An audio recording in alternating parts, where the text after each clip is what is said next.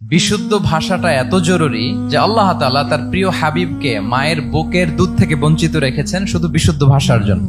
একজন মানুষ সর্বপ্রথম কোন জিনিসের প্রেমে পড়ে জানেন? কথার প্রেমে পড়ে। কথার ধরন, কণ্ঠস্বর, তার অ্যাটিটিউড, তার শব্দের জাদু, এটা মানুষের হৃদয়কে জয় করে ফেলে। তো রাসূল সাল্লাল্লাহু আলাইহি ওয়াসাল্লামের এই এলোকোয়েন্স ছিল। তিনি বলতেন আল্লাহ তাআলা আমাকে সর্বমর্ম বাচন ভঙ্গির অধিকারী করেছেন। মানে উনি যেটা বলতেন এটা ছিল very precise in wording but comprehensive in meaning. এটার যে দোতনা, এটার যে appeal to the heart of the people, to the heart of the listener, এটা অসাধারণ। মানুষের হৃদয়কে জয় করে ফেলতো। আল্লাহু আকবার। তিনি এমন ভাবে কথা বলতেন, কথার মাঝখানে মাঝখানে পজ দিতেন, মানে একটু থামতেন যাতে করে শ্রোতারা বুঝতে পারে। এত চমৎকার করে ওনার প্রেজেন্টেশন ছিল, বক্তব্য মালাগুলো ছিল, বলে যারা শুনতেছে ইজিলি মুখস্থ করে ফেলতে পারত। রাসূল সাল্লাল্লাহু আলাইহি ওয়াসাল্লামের সবচাইতে বড় ভাষণটি ছিল বিদায় হজের ভাষণ, খুব সম্ভবত। ওই ভাষণের টেক্সট গুলোকে যদি একসাথে করা হয়, আমার মনে হয় 10 মিনিটের বেশি লাগবে না ওই টেক্সট গুলো পড়তে। তার মানে সবচাইতে বড় যে ভাষণ ওনার, ওটা কত ছিল? 10 থেকে 12 মিনিটের ভাষণ ছিল। আমরা তো ঘন্টার পর ঘন্টা বক্তব্য করি, তারপরেও তো আমরা মানুষের মনকে খুশি করতে পারি না। উনি সেই যে 1400 বছর আগে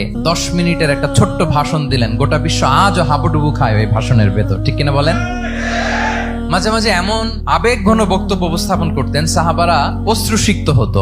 আবার যুদ্ধের ময়দানে যখন কমান্ড করতেন, তখন তিনি রেগে যেতেন। উঁচু কণ্ঠে তিনি কথা বলতেন, মনে হচ্ছে একজন সেনাবাহিনীর কমান্ডার তার ব্যাটালিয়নকে কমান্ড করছেন। আল্লাহু আকবার।